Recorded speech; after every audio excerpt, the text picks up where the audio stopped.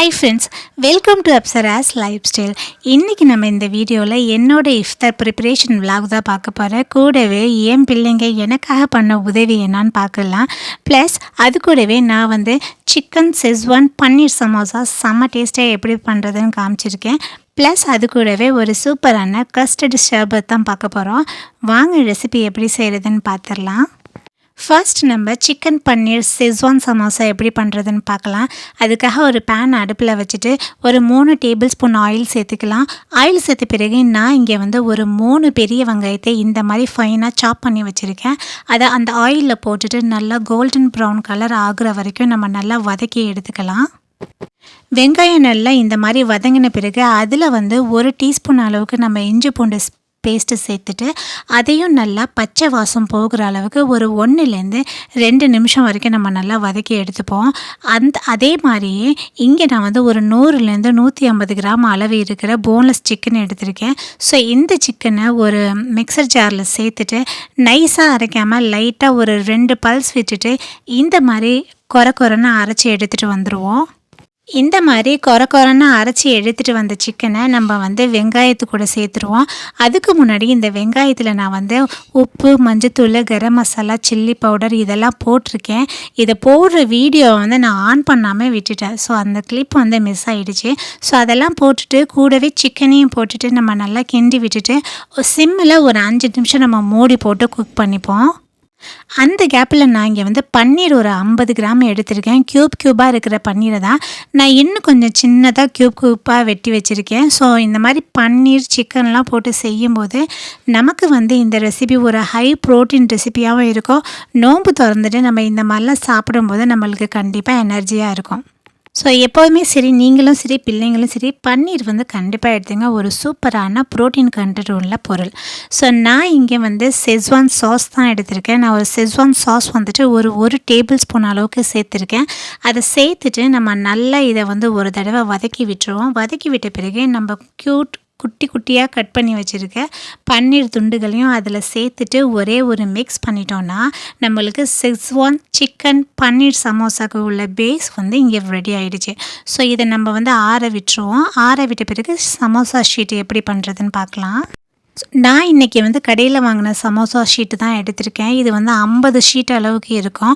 So இந்த ஷீட்டில் வச்சு தான் இன்றைக்கி நான் சமோசா செய்ய போகிறேன். ஸோ நோன்பு காலங்களில் நம்ம சமோசாவுக்கு கூட மாவு பிசைஞ்சிட்டு சில நேரத்தில் ரொம்ப டயர்டாக இருக்கும் இல்லையா? ஸோ அந்த மாதிரி டைமில் இந்த மாதிரி நம்ம யூஸ் பண்ணிக்கலாம். கூடவே கொஞ்சமாக மைதா மாவில் தண்ணி ஊற்றி கரைச்சி வச்சுருக்கேன். ஸோ சமோசாவை மடிக்கிறதுக்காக அதை பேஸ்ட்டாக யூஸ் பண்ணுறதுக்கு இங்கே நான் ஒரே ஒரு சமோசா ஷீட் எடுத்துகிட்டு இந்த மாதிரி மடிச்சுக்கிட்டு அதில் நம்ம ரெடி பண்ணி வச்சுருந்த பன்னீர் சிக்கன் செஸ்வான் அதை அதில் போட்டு சமோசாவை நம்ம மடித்து ஒன்றா ரெடி பண்ணிக்கலாம். அதே மாதிரி இந்த சமோசா ஷீட்டில் நான் ஒரு ட்ராபேக் பார்த்தேன். என்னன்னா, நீங்கள் சமோசா ஷீட் ஓப்பன் பண்ணிவிட்டு நீங்கள் ஒரு கேரி பேக்கில் போட்டு க்ளோஸ் பண்ணி வைங்க. இல்லைன்னு வச்சுக்கோங்களேன், நம்ம ஓப்பன் பண்ணி வச்சுருந்த பக்கம் மட்டும் சமோசா ஷீட் என்ன ஆகிடுதுன்னா ஹார்டாக ஆகிடுது. ஸோ அப்போ நம்மளுக்கு நெக்ஸ்ட் டைம்லாம் பண்ணும்போது நம்மளால் அந்த பக்கத்தை மடிக்க முடியாது. ஒன்ஸ் நீங்கள் சமோசாவை ஓப்பன் பண்ணிட்டீங்கன்னா அந்த பேக்கெட்டோடையே இன்னொரு கேரி பேக்கில் போட்டு நல்லா கட்டி வச்சிட்டிங்கன்னா உங்களுக்கு அதோட மாய்ஸ்சரைசர் போகாமல் நல்லா இருக்கும். ஸோ இந்த டிப்ஸ் கண்டிப்பாக ஃபாலோ பண்ணிக்கோங்க. சமோசா ஷீட்டு பல்காக வாங்கி வைக்கிறோன்னா நம்ம இதை மாதிரிலாம் ஃபாலோ பண்ணி தான் செய்யணும். ஸோ நம்ம சிக்கனை பன்னீரை இந்த மாதிரி உள்ளே வச்சுட்டு நம்ம மைதா மாவு கரைச்சி வச்சுருந்தோம் இல்லையா, அதையும் இந்த மாதிரி நல்லா தடவிட்டு எல்லா சமோசாவையும் நான் இங்கே ரெடி பண்ணி வச்சுட்டேன். ஸோ இதை சூப்பராக பொரிச்சு எடுக்க போகிறோம். நான் இன்றைக்கி இதை ஷாலோ ஃப்ரை மாதிரி தான் பண்ண போகிறேன். ஸோ ஒரு பேனில் ஒரு 3-4 டேபிள் ஸ்பூன் ஆயில் சேர்த்துட்டு நம்ம இந்த மாதிரி ரெடி பண்ணி வச்சுருந்த சமோசாவை ஷாலோ ஃப்ரை பண்ணுறதுக்காக நான் இங்கே ஆட் பண்ணிக்கிட்டேன். ஒரு பக்கம் நல்லா ஒரு 3-4 நிமிஷம் குக் ஆன பிறகு இன்னொரு பக்கமாக ஒரு 3-4 நிமிஷம் குக் பண்ணுங்கள். ஸோ உங்களுக்கு நல்ல கலர் கிறிஸ்பியாக வரணுன்னா நீங்கள் அந்த மாதிரியும் வேணுங்கிற கலருக்கு நீங்கள் குக் பண்ணி எடுத்துக்கலாம். ஸோ உங்கள் சாய்ஸ் தான். பட் ரொம்ப ஹை ஃப்ளேமில் வச்சுட்டு தீச்சிடாதீங்க. பிகினர்ஸாக இருக்கிறவங்களுக்கு அடுப்பை குறைக்கணும்னு சொல்லலையே அப்படின்னு சில பேர் கேட்பீங்க. ஸோ அவங்களுக்காக இதை நான் சொல்கிறேன். நோன்பு வந்துட்டாலே பிள்ளைங்க நோன்பு திறக்க இந்த மாதிரி ஏதாவது ஒரு ஐட்டம் தான் கேட்குறாங்க கண்டிப்பாக. ஸோ அவங்களுக்காக நம்ம இதெல்லாம் கண்டிப்பாக செஞ்சு கொடுத்து தான் ஆகணும். ஸோ இந்த மாதிரி நீங்கள் பன்னீர் சிக்கன்லாம் போட்டு செய்யும்போது செம்ம சூப்பராகவும் இருக்கும், ஹெல்த்தியாகவும் இருக்கும். நம்ம இங்கே ஆயிலும் கம்மியாக தான் நம்ம சேர்த்துருக்கோம். உங்ககிட்ட ஏர் ஃப்ரையர் இருந்துச்சு, ஓவன் இருந்துச்சுன்னா இதெல்லாம் ரெடி பண்ணிவிட்டு நம்ம அதில் கூட ஃப்ரை பண்ணி எடுத்துட்டோம்னு வச்சுக்கோங்களேன், ஒரு சொட்டு ஆயில் கூட இல்லாமல் நம்மளுக்கு சூப்பரான சமோசா ரெடி ஆகிருக்கும். ஸோ கண்டிப்பாக இந்த சிக்கன் சமோசாவை நீங்கள் ட்ரை பண்ணி பாருங்கள். சிக்கன் பன்னீர் செஸ்வான் சமோசாவை ட்ரை பண்ணி பாருங்கள். ஸோ இங்கே நான் அடுத்ததாக கஸ்டர்டுக்காக ஒரு 1/2 லிட்டர் அளவுக்கு பால் சேர்த்துருக்கேன். பால் நமக்கு நல்லா கொதித்து வரட்டும். நான் இங்கே கஸ்டர்ட் பவுடர் தான் எடுத்திருக்கேன். இது ஸ்ட்ராபெர்ரி ஃப்ளேவர் நல்லாயிருக்கும், என் பாப்பாவுக்கு பிடிக்குங்கிறதுக்காக நான் இந்த ஃப்ளேவர் எடுத்திருக்கேன். ஸோ நீங்கள் 1/2 லிட்டர் பாலுக்கு உங்கள் சாய்ஸ் தான். ஆனால் அந்த டப்பா பின்னாடியே போட்டிருக்கோம் எத்தனை கிராம் சேர்க்கணுன்னு. நான் ரொம்ப கட்டியாக வேணாம் அப்படிங்கிறதுக்காக நான் ஒரு 2 டேபிள் ஸ்பூன் அளவுக்கு எடுத்திருக்கேன்.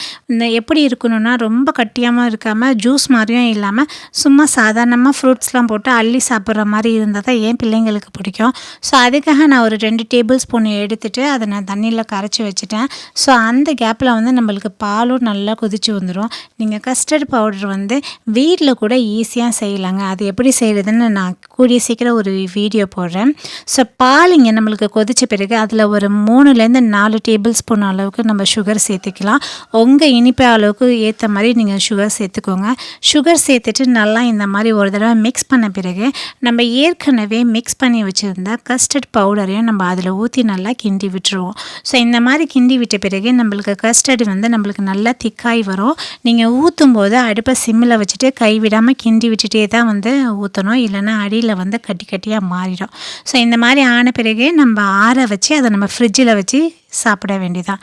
ஸோ அதுக்கப்புறம் எனக்கு இங்கே நோம்பு கஞ்சி எப்படி கிடைக்கும்னு பார்த்தீங்கன்னா, எங்களுக்கு எதிர்த்த வீட்டில் நோம்பு கஞ்சி கொண்டு கொடுப்பாங்க. ஸோ அதை என் பிள்ளைங்க எனக்காக ஒரு வாளி எடுத்துகிட்டு போய் வாங்கிட்டு வருவாங்க. ஸோ நம்ம நோன்பு வச்சுட்டு அலையிறது கஷ்டம் தான் இல்லையா? ஸோ எனக்கு அம்மாக்காக ஹெல்ப் பண்ணுறேன்னு சொல்லிவிட்டு என் பிள்ளைங்க போய் வாங்கிட்டு வருவாங்க. அது மட்டும் இல்லாமல் என் பையனுமே நோன்பு பிடிக்கிறான், வயசு 9வது. மாஷா அல்லாஹ், அவன் இது வரைக்கும் ஒரு நோன்பு கூட விடாமல் எல்லா நோம்பையும் பிடிச்சிட்டு வரான். ஸோ அவனுக்காகவும் எல்லாம் கண்டிப்பாக துவா செய்யுங்க. ஸோ நோன்பு கஞ்சி பார்த்திங்கன்னா எனக்கு இங்கே பையன் வாங்கிட்டு கொடுத்துட்டான். அது கூடவே இங்கே நோன்பு கஞ்சி எப்படி இருக்கும்னா ஒரு ஊர்லேயே ஒரு மாதிரி இருக்கும் இல்லையா? இங்கெல்லாம் நோன்பு கஞ்சியில் கறி அதெல்லாம் போட்டு செய்ய மாட்டாங்க பள்ளிவாசலில். நம்ம வீட்டில் செய்கிறதா இருந்தால் செஞ்சுக்கலாம். ஸோ பள்ளிவாசல் நோன்பு கஞ்சி இங்கே ப்ளைனாக தான் இருக்கும், பட் சூப்பராக இருக்கும். எப்படி இருந்தால் என்னங்க, நோன்பு கஞ்சி தானே நம்மளுக்கு முக்கியம். ஸோ நான் இங்கே ஏற்கனவே ரெடி பண்ணி வச்சுருந்த கஸ்டர்டை ஃப்ரிட்ஜிலேருந்து எடுத்துகிட்டு நல்லா சில்லுன்னு இருக்குது. இதில் உங்களுக்கு பிடிச்ச மாதிரி எந்த ஃப்ரூட்ஸ் வேணாலும் நீங்கள் கண்டிப்பாக சேர்த்துக்கலாம். நான் இன்றைக்கி ஆப்பிள் மாதுளப்பழம் தான் சேர்த்துக்க போகிறேன். ஸோ அதுக்காக நான் இங்கே ஒரு ஆப்பிள் ஒரு மாதுளப்பழம் எடுத்திருக்கேன். இது ரெண்டுத்தையும் நம்ம மாதுளப்பழத்தை தனித்தனியாக உரிச்சிட்டு ஆப்பிளை நல்லா குட்டி குட்டியாக கட் பண்ணிவிட்டு நம்ம கஸ்டர்டில் போட்டு சாப்பிட வேண்டியதான். நீங்கள் ஃப்ரிட்ஜில் வச்சு சாப்பிட்டிங்கன்னா நல்லா சூப்பராக இருக்கும். ப்ளஸ் இது கூட நீங்கள் பனானா போட்டுக்கிட்டாலும் செம்ம சூப்பராக எம்மியாக இருக்கும். பட் அன்றைக்கி என்கிட்ட பனானா இல்லை. இது கூட நீங்கள் நட்ஸும் போட்டுக்கலாம், பாதாம், பிஸ்தா, வால்நட் இந்த மாதிரி போட்டுக்கோங்க. உங்கள் குழந்தைங்க எப்படி சாப்பிடுவாங்கன்னு உங்களுக்கு தெரியும் இல்லையா? ஸோ அந்த மாதிரி போட்டு நீங்கள் கண்டிப்பாக சூப்பராக சாப்பிடுங்க. இதெல்லாம் உடம்புக்கு ரொம்ப குளிர்ச்சி. அவ்வளோதான் ஃப்ரெண்ட்ஸ், இந்த மாதிரி சூப்பரான இஃப்தார் ப்ரிப்பரேஷனுக்கு என்னோடய வீடியோ கண்டிப்பாக பார்த்து என்ஜாய் பண்ணுங்கள். இந்த வீடியோ உங்களுக்கு பிடிச்சிருந்தா வீடியோவுக்கு கண்டிப்பாக சப்ஸ்கிரைப் பண்ணி சப்போர்ட் பண்ணுங்கள். இந்த மாதிரி வீடியோவை பார்க்குறது மட்டும் இல்லாமல் உங்கள் ஃப்ரெண்ட்ஸ் அண்ட் ஃபேமிலிஸ்க்கும் கண்டிப்பாக ஷேர் பண்ணி லைக் பண்ணுங்கள், கமெண்ட் பண்ணுங்கள். தேங்க்யூ ஃபார் வாட்சிங் திஸ் வீடியோ. பாய்.